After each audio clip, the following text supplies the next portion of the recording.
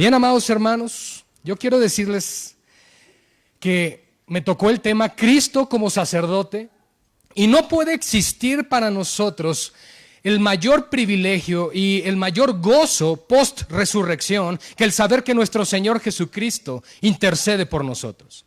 Ciertamente en la cruz se llevó a cabo el pago de la redención de nuestras almas, se compró nuestra eternidad en ese lugar, pero quiero que recordemos que como creyentes nuestro Señor Jesucristo está intercediendo día y noche delante del Padre por nosotros. Es decir, no solamente el Señor se complace en la muerte sustitutoria en la cruz que tuvo por nosotros, sino que además cuando ascendió al Padre después de su resurrección, Él nos dice: yo intercedo por ustedes.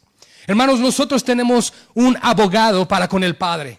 Nosotros tenemos un sumo sacerdote que se compadece por nosotros, que Él nos conoce, que realmente se puede identificar con nosotros, porque Él se hizo hombre. Ya aprendimos durante estas sesiones a Cristo como Dios, ya conocimos esa esencia, Cristo también como hombre, Cristo como amigo, Cristo como pastor, Cristo como salvador, pero ahora quiero hablar de Cristo como sacerdote. Cristo como sacerdote. ¿Saben? La mayor necesidad o la más grande necesidad que nosotros tenemos es la de contar con un sacerdote o un abogado para con Dios en el cielo. Y sabemos a la luz de las Escrituras que ese sacerdote es Cristo, es nuestro Señor. Y la razón por la cual tú y yo necesitamos de un sacerdote que interceda por nosotros es en primer lugar por nuestra humana y débil condición.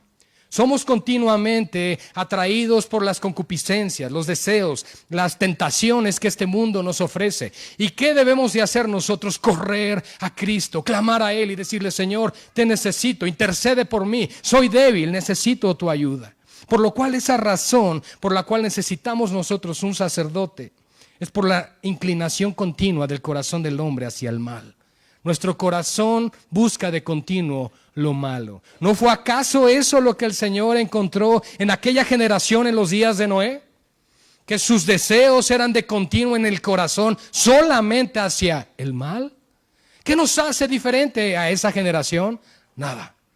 La gran diferencia, por supuesto, es que ahora nosotros, a la luz de las Escrituras y por gracia que contamos con la palabra del Señor, podemos saber que podemos ser redimidos, que podemos ser reconciliados con el Padre. Y no solamente eso, sino que además contamos con un sacerdote que intercede por nosotros. Eso es algo tremendo revelado en las Escrituras, porque a los antiguos hebreos, bajo la ley de Moisés, se les dio un linaje sacerdotal para que continuamente intercedieran por ellos. Ellos contaban con Aarón y todo su linaje, que por supuesto ellos eran levitas, hijos de Leví, la tribu que Dios escogió, la tribu que Dios eligió para que sirvieran en los asuntos del templo. Y para ellos eran aquellos instruidos para elevar adoración, oración e intercesión. Pero nosotros en el día de hoy sabemos que contamos con un sacerdote que traspasó los cielos, que llegó a la presencia del Padre, que se entregó a sí mismo, no con sangre ajena, sino con su propia sangre, porque enseña las Escrituras que sin derramamiento de sangre no hay remisión de pecados. Era por lo tanto necesario que nuestro Señor Jesucristo muriera en la cruz. Era necesario que Él se hiciera hombre. La encarnación de Cristo era fundamental para que Él se pudiera identificar con nosotros como seres humanos. Si nosotros no somos identificados con Cristo en esa humanidad, Cristo no hubiese podido cargar con nuestro pecado y con nuestra maldad. Cuando Jesús fue engendrado por el Espíritu Santo, un alma humana se formó. Y cuando Él nació y creció y caminó y convivió entre los hombres, en las calles polvorientas de Jerusalén también, algo muy importante sucedió. El niño Jesús crecía en sabiduría. Crecía en conocimiento. Y la pregunta es: ¿cómo es que Dios puede crecer en sabiduría si Él es sabio totalmente? Bueno, porque la parte humana de Jesús era la que crecía en sabiduría. De la misma forma, la alma humana, la carne humana de Cristo en aquel Gólgota, en la cruz, fue la que murió. Dios no puede morir, pero Jesús, hombre, sí. Por eso es muy importante entender esto, porque Cristo se identificó con nosotros en todo. ¿Y por qué era importante esa identificación con nosotros? Para poder ser un sumo sacerdote que se compadezca de nosotros, que nos comprenda, nos entienda. Es por eso que en Hebreos 4:15 nos dices que Él se compadece de nosotros. Jesús tiene la capacidad de tener compasión de ti y de mí. Hermanos, eso es sumamente importante. ¿No te gozas de saber que el Señor tiene compasión de ti? Que el Señor se identifica contigo, que Él realmente sabe cuando sufres, cuando lloras, cuando te gozas, cuando te lamentas, cuando hay tristeza en nuestro corazón. Él lo sabe todo. Ahora, esa necesidad de un sumo sacerdote se ve evidente a causa de la condición caída del hombre. El ser humano fue creado a la imagen y semejanza de Dios. Ayer se nos recordó que todo lo que Dios creó fue bueno en gran manera. Miró Dios, observó que todo lo que Él había creado era bueno. Pero vino entonces la duda en el corazón del hombre y no creyó a Dios, y entonces el pecado apareció. ¿Qué sucedió a partir de ese momento? El hombre se separó de Dios. La relación perfecta que existía entre Dios y su creador se corrompió, se distorsionó. Pero podemos también dar gracias a Dios que Dios se interpuso a esa nueva amistad que existía entre el hombre y Satanás.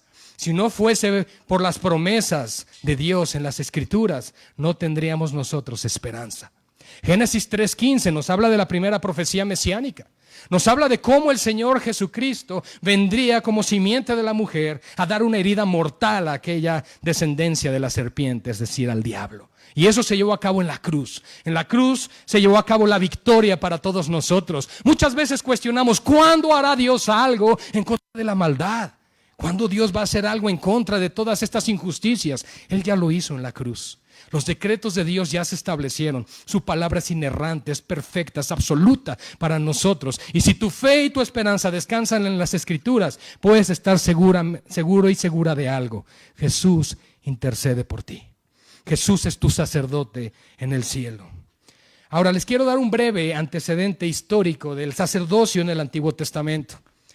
Cuando estuve meditando en este texto y cuando estuve meditando en esta enseñanza, pensé, ¿será posible dar una enseñanza que duraría días en 50 minutos? Pues vamos a ver si podemos, con la ayuda del Señor. A la luz del Antiguo Testamento, los judíos, quienes recibieron la ley por mano de Moisés, quienes conocían las profecías, que vendría el advenimiento del Mesías, ellos entendían que existía el sacerdocio, que existía el movimiento de los sacerdotes o el linaje o la tribu encargada del sacerdocio. Pero el problema es que cuando Cristo llegó al cumplimiento de las profecías, todas las profecías que se hablaron de Él en el Antiguo Testamento, Él las cumple. Pero el pueblo de Israel, triste y lamentablemente, no se percató del advenimiento del Mesías, no conoció el día de su visitación. Nuestro mismo Señor Jesucristo hizo un lamento, lo registran los evangelios, hubo un lamento, hubo un lloro, hubo una tristeza que compungía al Señor, porque Israel no entendió, no conoció cuando Emmanuel estuvo entre ellos. Fue por lo tanto, hermanos, que se dio la necesidad de que se levantara un nuevo sacerdocio. El problema es que los judíos, los israelitas, en su mente, en su criterio, en su concepto y bajo la ley en la que vivían, ellos pensaban, nosotros tenemos a Caifás, nosotros ya tenemos un sacerdote que intercede por nosotros ya hay quien sacrifica, por nosotros ya hay quien hace oraciones y levanta adoración al Señor, no hay necesidad de que se levante otro sacerdote, no existe la razón del por qué. Es por eso que el autor de la epístola a los Hebreos, o la carta a los Hebreos, debe demostrar la necesidad de que se levantara un nuevo y sumo sacerdote y autenticar el derecho de Jesús para ejercer el sacerdocio. Eso es algo muy importante de entender, porque en la mente judía, para ellos, el sacerdote ya existía según la ley, según las normas levíticas y según la instrucción que recibían en aquel día al estudio de la Torá. Entonces, ¿por qué habría necesidad de que se levantara un nuevo sacerdote si ya tenemos uno? Esa es precisamente la razón por la cual aparece el libro de Hebreos. El texto en Hebreos, si lo has leído, la carta a los Hebreos, nos da a entender de alguna forma que aún no venía la destrucción del templo en el año 70, porque todavía se seguían ofreciendo los sacrificios según la ley. Es por eso que el autor de los Hebreos tiene una gran responsabilidad y necesitaba la iluminación del Espíritu Santo y su revelación y la inspiración para poder instruir al pueblo judío del cambio de ley, el cambio de sacerdocio, el cambio de pacto. No nos da tiempo, tristemente, de poder ver todo eso, porque es un tema muy rico, todo lo que tiene que ver el sacerdocio de Cristo, el cambio de pacto, el cambio de ley. Pero algo muy importante, y es algo en lo que me quiero enfocar el día de hoy, mis amados hermanos, es que tú y yo podemos contar con un sumo sacerdote en los cielos que nunca pierde un juicio.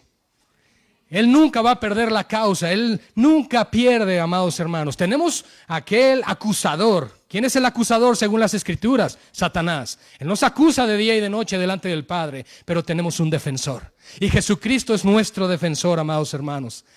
Es incorruptible, es inconmovible, es insobornable. Solo en Cristo, amados hermanos, podemos tener la garantía, la seguridad de que la intercesión que Él realiza es eficaz, es verdadera, es santa y es perfecta. Ahora, en el Antiguo Testamento, bajo la ley, los sacrificios eran ofrecidos y estos sacrificios tenían que cumplir con ciertas características. Debía ser un sacrificio santo, puro, limpio, pero en este caso tenía que ser acepto para Dios. Ese sacrificio debía ofrecerse ahora bajo el nuevo pacto, bajo la ley, en Cristo, porque en el Antiguo Testamento, déjenme nada más darles este antecedente, en el Antiguo Testamento el sumo sacerdote entraba una vez al año y entraba no con su propia sangre, sino con sangre ajena de los animalitos. Y esa sangre ajena era utilizada para cubrir el pecado, expiar el pecado del pueblo. Ahora, hay algo muy interesante. ¿Por qué es que se ofrecían animales para el sacrificio? Hay dos cosas muy importantes aquí. Una, porque tenían que ser una víctima inocente. Y dos, porque un animal no peca.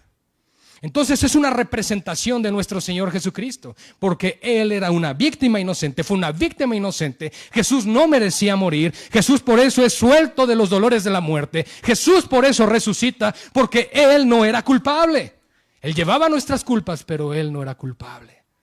Jesús resucita de entre los muertos en victoria. La muerte no le pudo retener. Pero es por eso, amados hermanos, que el sacrificio que se tenía que ofrecer para expiación del pecado de la humanidad no podía ser un sacrificio continuo, ya no podía ser un sacrificio anual, porque claramente las Escrituras nos demuestran que la ley era la sombra, la figura, el tipo de lo que vendría en una confirmación bajo el nuevo pacto en Jesucristo.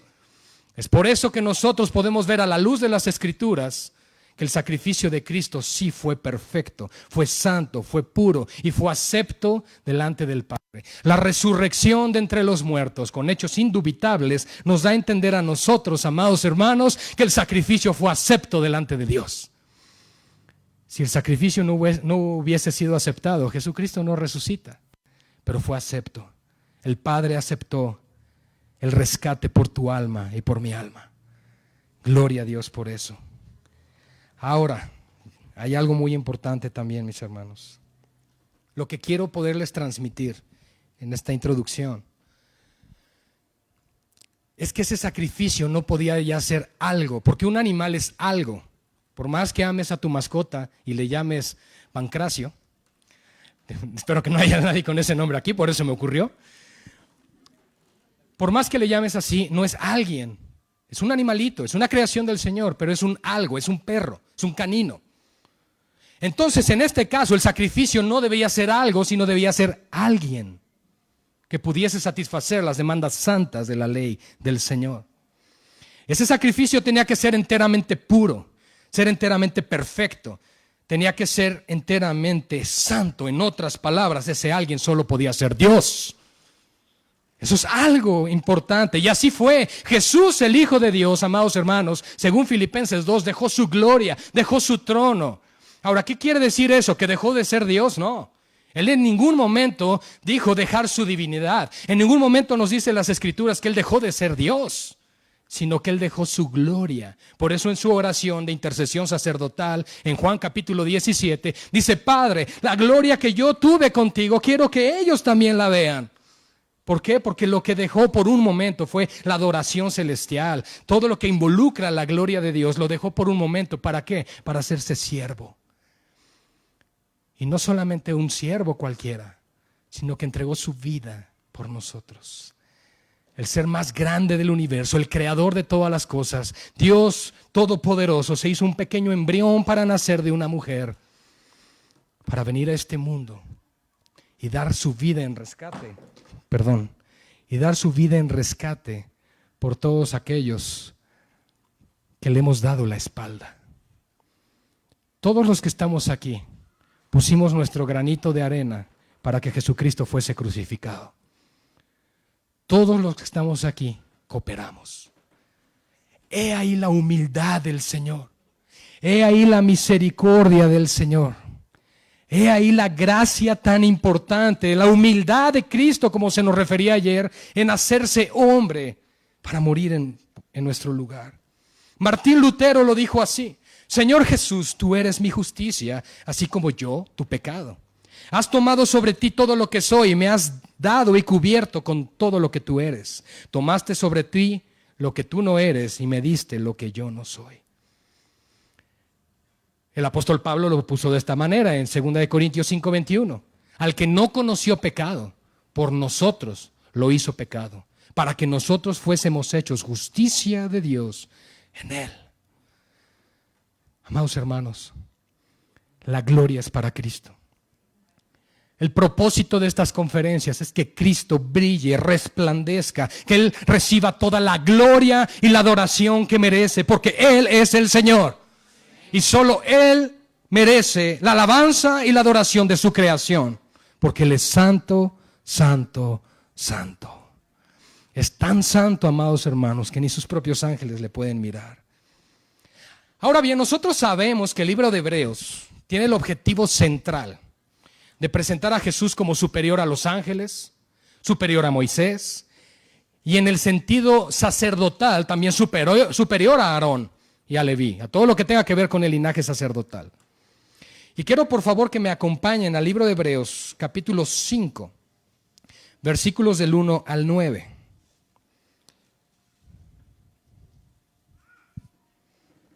Y dice así la palabra del Señor: porque todo sumo sacerdote tomado de entre los hombres es constituido a favor de los hombres, en lo que a Dios se refiere, para que presente ofrendas y sacrificios por los pecados, para que se muestre paciente para con los ignorantes y extraviados, puesto que Él también está rodeado de debilidad. Y por causa de ella debe ofrecer por los pecados, tanto por sí mismo como también por el pueblo. Y nadie toma para sí esta honra, sino el que es llamado por Dios, como lo fue Aarón. Así tampoco Cristo se glorificó a sí mismo, haciéndose sumo sacerdote, sino el que le dijo: tú eres mi hijo, yo te he engendrado hoy. Como también dice en otro lugar: tú eres sacerdote para siempre, según el orden de Melquisedec. Y Cristo, en los días de su carne, ofreciendo ruegos y súplicas con gran clamor y lágrimas al que le podía librar de la muerte, fue oído a causa de su temor reverente. Y aunque era hijo, por lo que padeció, aprendió la obediencia. Y habiendo sido perfeccionado, vino a ser autor de eterna salvación para todos los que le obedecen. Hermanos, este libro tiene el propósito de exaltar a Cristo en lo sumo, por sobre todas las cosas. Cristo debe ser exaltado sobre todo, en su iglesia y en toda su creación. Aún, amados hermanos, todos aquellos que se pierden son olor fragante en Cristo, porque eso refleja que Dios es santo y justo y bueno en su ley y en su santidad. Hebreos 10:1 nos dice: pues ya que la ley solo tiene la sombra de los bienes futuros. La ley, amados hermanos, la famosa ley de Moisés, el Antiguo Testamento, el Antiguo Pacto, la Torá o como lo quieras llamar, quiero decirte algo: no es el plan aún perfecto de Dios, porque lo perfecto vendría con Cristo. Cristo estableció el nuevo pacto, pero la ley era una sombra que prefiguraba el nuevo pacto, nuestro Señor Jesucristo. Pues ya que la ley solo tiene la sombra de los bienes futuros y no la forma misma de las cosas, nunca puede, por los mismos sacrificios que ellos ofrecen continuamente, año tras año, hacer perfectos a los que se acercan.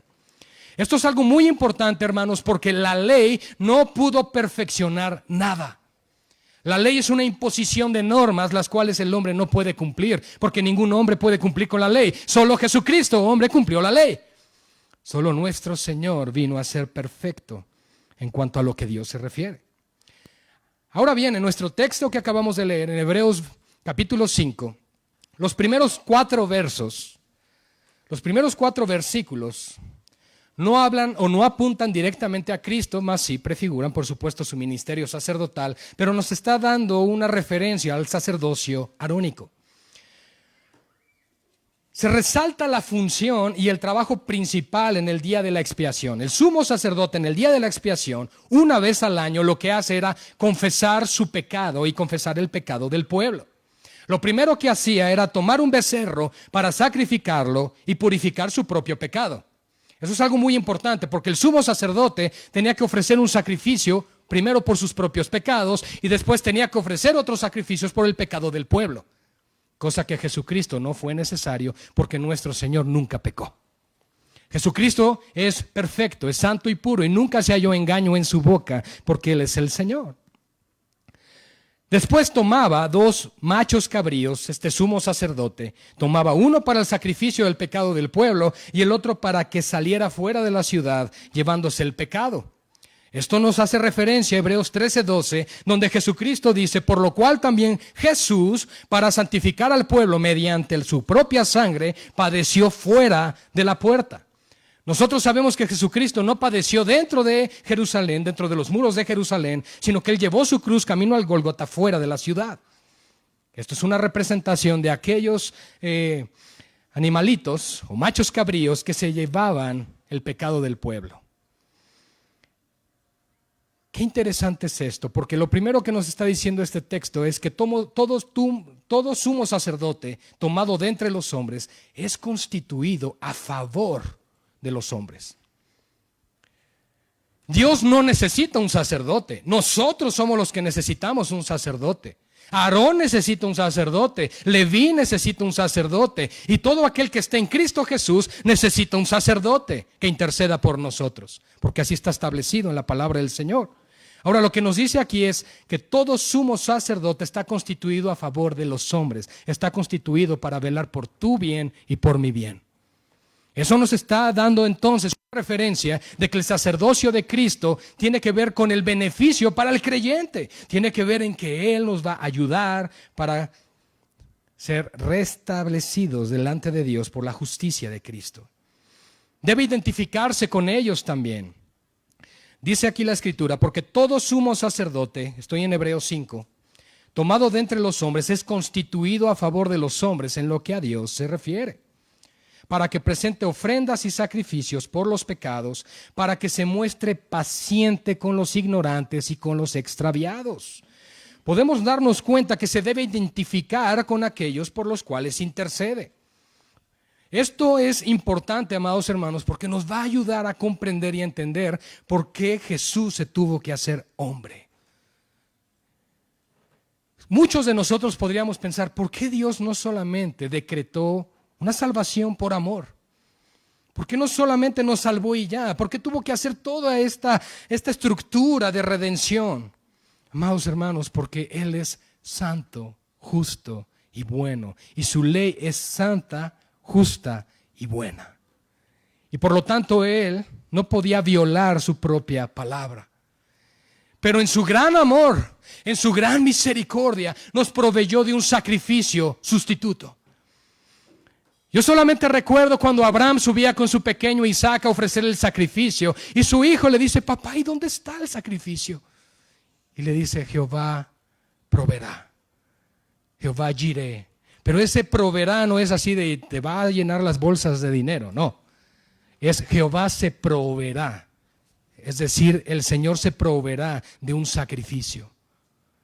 Y después, estando ahí, cuando el ángel detiene la mano de Abraham y ve la fidelidad en su corazón de que realmente Isaac ya no era o no tomaba el lugar de Dios realmente, entonces voltean y ven ahí un animalito atrapado de una vara.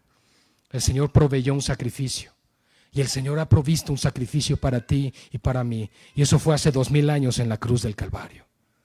Jesús se ofreció como sacrificio sustituto en tu lugar y en mi lugar. El sacerdote en su carne está rodeado de la misma debilidad y de las mismas flaquezas que el resto de los hombres. Pero Cristo, aunque superior, se puede compadecer de nosotros. Qué bueno es Dios. Qué bueno es Dios, hermanos. La doctrina de la sustitución en la cruz es impresionante. Porque eso, amados hermanos, nos da a entender que Cristo cargó y llevó todo lo que tú y yo merecíamos. Jesús sí murió en la cruz. No es un poema, no es un relato hermoso solamente con un fin sentimental y emocional. Cristo sí murió literalmente en la cruz por tus pecados y por mis pecados. Él sí recibió el castigo de la ira de Dios. ¿Pero por qué? Por amor. Y eso es algo que creo vale la pena recordar en esta tarde. De tal manera amó Dios al mundo, que ha dado a su Hijo unigénito, para que todo aquel que en Él cree no se pierda, mas tenga vida eterna. Hermanos, debemos volver al Evangelio, volver a los principios que sostienen la fe cristiana. Cristo, Él es la roca inconmovible. Él es nuestro Dios, es nuestro Señor, es nuestro sustituto, nuestro mediador y también nuestro intercesor. No puede haber otro como Él, solo uno, solo un sacrificio tan puro, tan santo, tan precioso, tan sublime que pudiera satisfacer a un Dios santo, Jesucristo. Hebreos 4:15, voy a leer la Biblia de las Américas, dice así: porque no tenemos un sumo sacerdote que no pueda compadecerse de nuestras flaquezas. Reina Valera nos dice debilidades, sino uno que ha sido tentado en todo como nosotros, pero sin pecado. Ayer explicábamos, y hoy lo volvemos a recordar, que yo considero que con nuestro limitado español que podamos tener, la palabra todo significa todo. Y aquí nos está diciendo, amados hermanos, que Jesús fue tentado en todo. Eso a nosotros nos da la confianza, nos da la seguridad de que cuando nos encerramos en nuestra habitación, cuando nos encerramos en nuestra recámara, podemos doblar nuestras rodillas, clamar al Señor y el Señor nos entiende.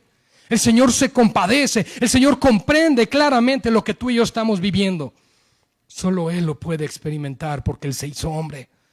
Tú y yo como hombres experimentamos esas emociones, experimentamos esos sentimientos. Los que venimos de Adán sentimos eso, los que vienen del mono no. Pero la realidad, hermanos, es que Jesús es tan bueno que mostró su amor en la cruz. Y su amor no solamente se limitó a esa muerte vicaria, sino que además está intercediendo por nosotros. ¡Qué regalo más grande! Y eso también nos lleva a comprender nuestra seria debilidad. No hay mayor peligro que el ser humano puede tener que cuando se piensa lo demasiado fuerte como para poder resistir las tentaciones en sus propias fuerzas. Nadie puede estar en pie en su propia fuerza, amados hermanos. Cuán viles, pecadores y débiles debemos de ser, que Dios dijo: voy a enviar a mi Espíritu Santo. No los puedo dejar solos. Gloria a Dios. Porque si no, como Sodoma y Gomorra seríamos. Dios tenga misericordia. Los versos 5 y 6 de nuestro texto de Hebreos capítulo 5 nos dice: así tampoco Cristo se glorificó a sí mismo haciéndose sumo sacerdote, sino el que dijo: tú eres mi hijo, yo te he engendrado hoy. Como también dice en otro lugar: tú eres sacerdote para siempre según el orden de Melquisedec. Y en el verso 10 dice: y fue declarado por Dios sumo sacerdote según el orden de Melquisedec. Y aquí lo que está haciendo el autor de Hebreos es hacer referencia a dos salmos mesiánicos para demostrar que el Mesías es digno de ser establecido como rey y como Mesías, como sacerdote nuestro. Nuestro Señor Jesucristo tiene triple ministerio. Él es profeta, Él es rey y Él es sacerdote. Y nosotros debemos, a la luz de las Escrituras, entender que Él sigue siendo rey, que Él sigue siendo profeta, Él sigue hablando a través de su palabra, amén. Y Él sigue siendo nuestro sacerdote. Gloria a Dios por eso. Porque tristemente los sacerdotes del Antiguo Testamento, bajo la ley, por la muerte no podían permanecer. Además de que ejercían su sacerdocio entre los 30 y los 50 años y después de ahí tenían que poner a otro. Y así sucesivamente. Pero nuestro Jesús, nuestro Señor, nuestro dulce Señor Jesucristo permanece para siempre. Gloria a Dios por eso. Salmo capítulo 2, versos 2 al 7, dice así: Se levantan los reyes de la tierra y los gobernantes traman unidos contra el Señor y contra su ungido, o contra su Cristo. Pero yo mismo he consagrado a mi rey sobre Sión, mi santo monte. Ciertamente anunciaré el decreto del Señor que me dijo: mi hijo eres tú, yo te he engendrado hoy. Ese es el primer salmo que nos hace referencia el autor de Hebreos aquí. Y el Salmo 110, en el Salmo 110, dice: el Señor ha jurado y no se retractará, tú eres sacerdote para siempre. Es verso 4 del Salmo 110, tú eres sacerdote para siempre, según el orden de Melquisedec. La ley establecía el orden arónico. Aarón y Moisés eran hijos o descendientes del linaje de Leví, uno de los hijos de Israel o de Jacob. Y esa fue la tribu sacerdotal que fue elegida por Dios para ejercer el sacerdocio en el templo. Y es por eso que se tuvo que dar la necesidad de levantar un nuevo orden sacerdotal. Pero lo interesante aquí es, amados hermanos, que Melquisedec no aparece posterior a Leví o posterior a, en este caso, a Aarón, sino que Melquisedec aparece en los relatos, en el relato del Génesis, aparece con el encuentro con Abraham. Cuando Abraham venía de la derrota de los reyes, le entregó a él los diezmos de todo, y el mayor bendijo al menor, en este caso Melquisedec. Rey de Salem, que significa también rey de paz. Es uno de los títulos o nombres que Isaías le da a nuestro Señor Jesucristo. ¿Podríamos pensar que es una teofanía de Cristo? ¿Una aparición, una encarnación previa de nuestro Señor en el Antiguo Testamento? Puede ser. Porque realmente el único de los tres, de Dios Trino, de la Trinidad, el único que se encarna es el Hijo. Ni el Padre ni el Espíritu, solo el Hijo.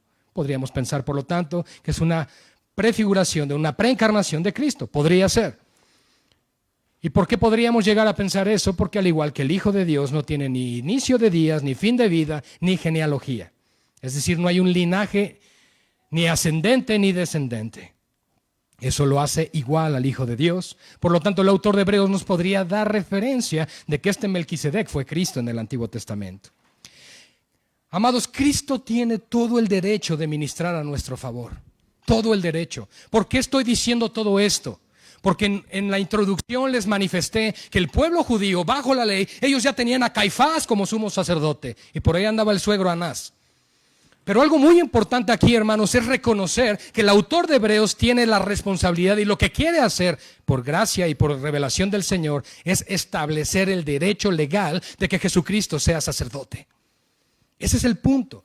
Y el punto es que no es bajo el sacerdocio arónico que vino bajo la ley, sino un sacerdocio anterior a la ley que fue en los días de Abraham bajo el orden de Melquisedec. Cuando Abraham vivió aquí en la tierra, pasaron 430 años para que la ley llegara. Eso significa que por lo menos el encuentro de Abraham con Melquisedec tuvo una diferencia de 400 años antes de que llegara la ley en el Sinaí. Por lo tanto, hermanos, el orden del sacerdocio de Melquisedec es previo, es anterior a lo establecido bajo la ley. Hemos comprendido y entendido que la ley es un precursor, es una sombra, es un tipo, es una figura de todo cumplimiento que Cristo tuvo bajo su ministerio terrenal. Y aquí entonces, amados hermanos, nos lleva a comprender que Cristo tiene todo el derecho de ministrar a nuestro favor. Él no tomó ilegítimamente el oficio, sino que Dios lo estableció y lo llamó con anterioridad.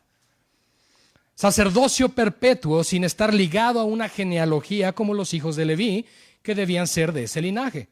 Por eso es que Jesús no es sacerdote bajo el orden de Aarón, sino bajo el orden de Melquisedec. Hebreos 7:1 nos confirma a nosotros que Melquisedec es rey y sacerdote. Y este oficio fue establecido antes de que llegara la ley y de que llegara el sacerdocio arónico.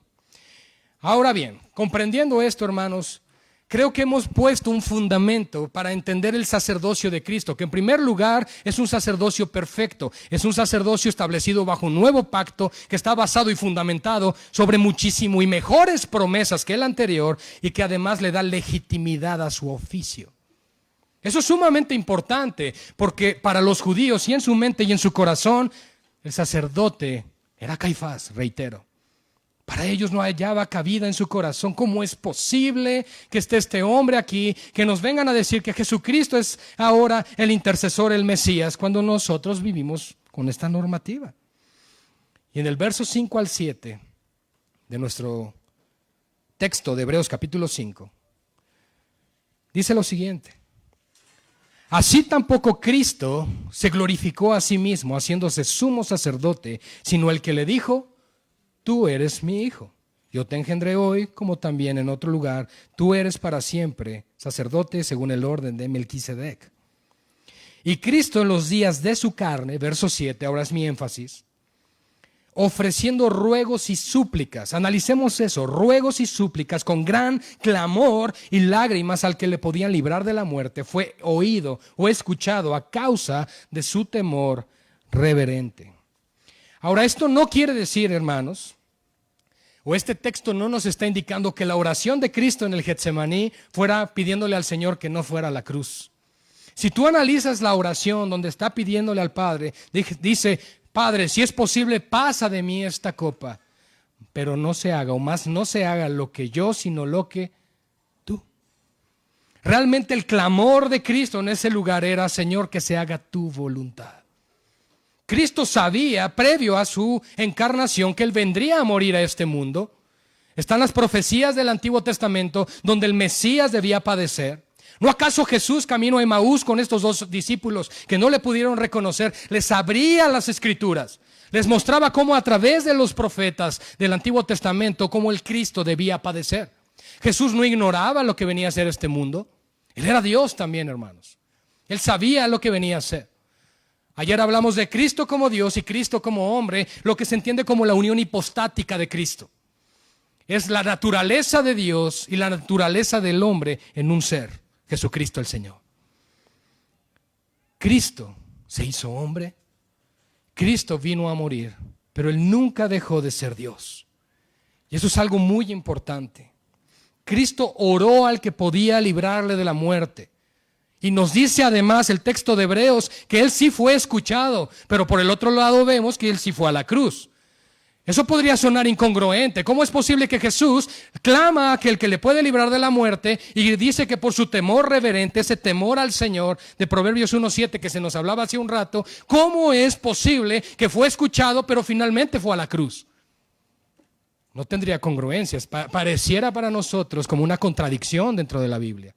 Pero yo quiero decirles algo: la Biblia no tiene contradicciones, la Biblia es inerrante, no tiene error, por lo menos en todas sus normativas. Por encima de sus emociones humanas, nuestro Señor, Él entendía que debía morir en una cruz, pero Él oró principalmente por el deseo de obedecer a su Padre. Jesús supo siempre que moriría en una cruz. Él mismo dijo: yo pongo mi vida. Este mandamiento recibí de mi Padre. Ninguno me la quita, sino que yo de mí mismo la pongo. Jesús supo que moriría ahí. Por ello su clamor con temor reverente, su súplica con lágrimas al Dios que le podría librar de la muerte, se refiere al no dejar su alma en el Seol. Por eso es que los salmos nos hablan al respecto, porque Cristo resucitaría de entre los muertos en victoria. Y Hebreos 10:15, amados, nos dice: por lo cual al entrar al mundo, hablando de Cristo, dice: sacrificio y ofrenda no te agradaron, pero me has preparado un cuerpo me has preparado. El cuerpo físico de nuestro Señor Jesucristo, Jesucristo hombre que intercede por nosotros, según 1 Timoteo 2:5, debía padecer en mano de los inicuos. Saben, Jesús se sometió como humano a la voluntad del Padre. Y no hay mayor ejemplo de humildad y obediencia que nuestro Señor Jesucristo. Claramente dice aquí que Él ofrecía en los días de su carne, es decir, en los días de su encarnación, cuando Jesús estuvo en medio de nosotros, Él ofrecía estos ruegos y ofrecía estas súplicas al Señor. Y sí fue oído a causa de su temor reverente. Nuestro Señor vino a morir por nosotros, vino a morir en nuestro lugar. Lo hizo con todo el conocimiento. Nada le llegó inadvertido. Nada sorprende a nuestro Dios, porque Dios todo lo sabe. Jesús murió porque por nosotros, murió por nosotros y fue hecho pecado por nosotros, pero ganó su resurrección por medio de su obediencia perfecta al Padre. Solo Cristo es santo y perfecto y por ello la muerte no le puede retener. Él era sin culpa. Tú y yo no podemos ser salvos por obras. La salvación es por gracia. Pero las obras perfectas de Cristo, cumpliendo a la perfección con la ley, le otorgaron la resurrección de entre los muertos. ¿No estamos enseñando que la salvación sea por obras? No estamos enseñando que Jesús sea salvo por obras, pero sí estamos enseñando que Él gana su resurrección porque Él no fue hallado culpable. ¿Por qué? Porque Él era Dios. Si Dios no hubiese diseñado de esta manera el plan redentor, Cristo no hubiese podido resucitar. Por eso necesitamos recordar que durante su encarnación, Él siguió siendo Dios siempre. En algunas ocasiones no hacía uso de sus atributos divinos, bueno, porque Él así lo quería. En otras ocasiones sí, durante su ministerio. Pero Él es Dios y nunca dejó de ser Dios. Hebreos 5, verso 8, mis hermanos, dice también lo siguiente. Y aunque era hijo, por lo que padeció, aprendió la obediencia. Jesús como hijo del hombre aprendió cómo ser un sumo sacerdote para ti y para mí. Jesús no tuvo, hermanos, un trato preferente por el Padre. Él padeció todo como ser humano. Fue tentado como humano para llegar a ser un sumo sacerdote que pueda ministrar a nuestro favor. Hermanos, tenemos que comprender esto porque es tan importante el saber que Jesucristo intercede realmente por nosotros todo el tiempo. Hermanos, esto no es una cuestión emocional. Es parte del plan eterno redentor del Señor. Jesús vivió como hombre y rodeado de las mismas debilidades, por lo que puede compadecerse de nosotros. Es una de las características que el versículo 1 de nuestro capítulo 5 nos dice que debían identificar a un sumo sacerdote. Mostrarse capaz de tener compasión y solidaridad con aquellos que le rodeaban, por la debilidad, por las flaquezas que nos caracterizan como seres humanos. Somos débiles, somos frágiles. Y eso entonces el Señor lo entendió, lo comprendió y por eso intercede por nosotros, por nuestra humana debilidad. Jesús escogió nacer en debilidad para que por medio de su sacrificio perfecto llegase a ser el autor perfecto de la redención para todos los que por medio de Él se acercan a Dios. Hermanos, Cristo es el camino, Cristo es la verdad y Cristo es la vida. Y todo aquel que traza su vida en fe, en la palabra de Dios, en el camino angosto que lleva a la salvación, es decir, Cristo, podrá hallar la vida eterna. Él intercede por nosotros. El versículo 9 de nuestro capítulo 5 nos dice, y habiendo sido perfeccionado, vino a ser autor de eterna salvación para todos los que le obedecen. Todo lo que vivió por 33 años en este mundo como humano, lo perfeccionó como sumo sacerdote. Él vino a este mundo para hacerse nuestro sumo sacerdote. Vino a morir en la cruz, vino a resucitar de entre los muertos para convertirse en ese autor de eterna salvación, para convertirse en el sacerdote que intercede por nosotros de día y de noche. ¿Por qué? Porque Jesucristo es el mismo ayer y hoy y por los siglos como Dios, por lo tanto no era necesario que se perfeccionara, pero tuvo que hacerse hombre para ser perfeccionado en la obediencia. ¿Por qué? Porque Él obedeció la ley en nuestro lugar. Hermanos, es glorioso esto. Cristo se hizo hombre, Él añadió humanidad a su divinidad. Como Dios santo, Él tiene acceso al Padre para interceder por nosotros. Como hombre, también Él tiene la capacidad de compadecerse de nosotros y ayudarnos en nuestra debilidad. Como sumo sacerdote, Él vino a ser el autor, la causa, el motivo, la razón por la que el Padre imputa eterna salvación como sentencia favorable y final a todos los redimidos, otorgando la inocencia, el Padre, a todos nosotros. ¿Para todo el mundo? No, es para todos los que le obedecen. Nos está diciendo claramente la Escritura que Él vino a ser autor, o se convierte, después de su resurrección, autor de eterna salvación de todos los que le obedecen. La obediencia es una característica de un hijo. Jesucristo tuvo que ser perfeccionado en su debilidad, hablando de su encarnación, sus días en la carne. pero Él fue perfeccionado por la obediencia.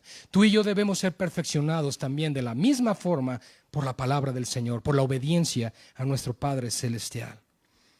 Te pregunto hoy, estoy concluyendo, ¿Jesús realmente te representa a ti como sacerdote, como juez delante del Padre?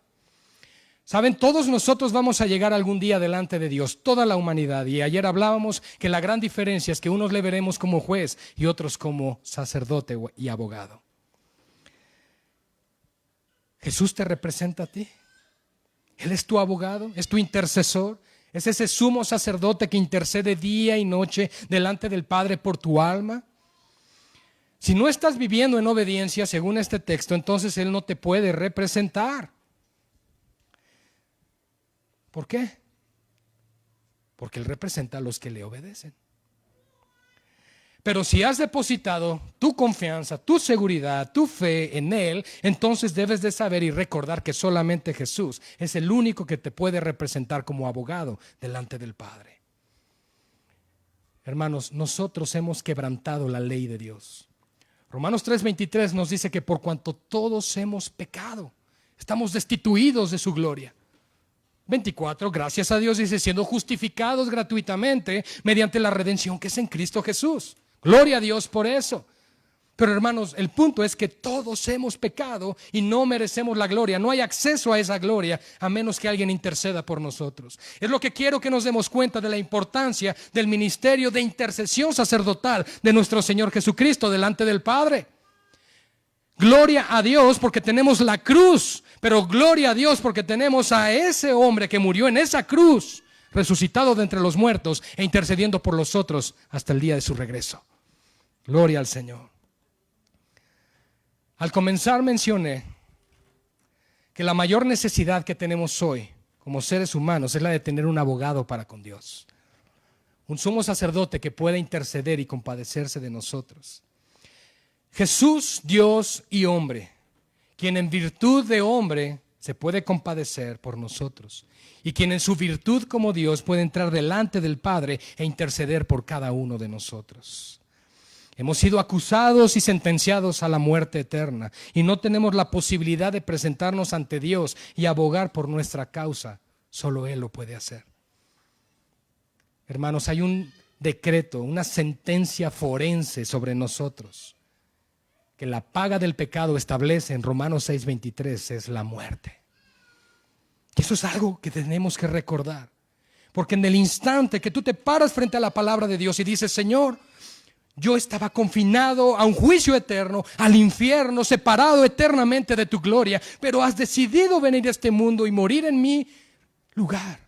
Y además no solamente eso, sino que además te dignas a resucitar por nosotros y a subir al cielo y continuar un ministerio de intercesión.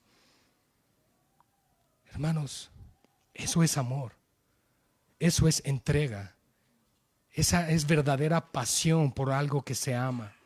Jesús nos ama tanto que Él hace eso. ¿Qué estamos haciendo nosotros por el Señor? Vengamos a Cristo, amemos a Cristo, sirvamos a Cristo, llenémonos de Cristo, adoremos a Cristo, exaltemos a Cristo, glorifiquemos a nuestro Señor. Porque yo quiero decirles algo, tú y yo no tenemos opción, no tenemos manera. Como lo dijo Job, Dios no es hombre para que nos sentemos y dialoguemos la situación.